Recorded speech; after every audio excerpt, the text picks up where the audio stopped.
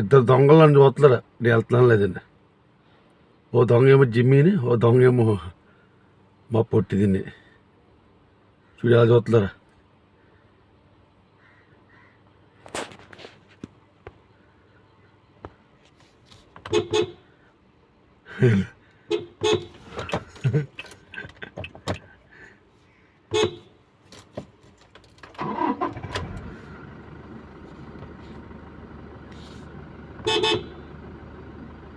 ఏ జిమ్మే ఏడే.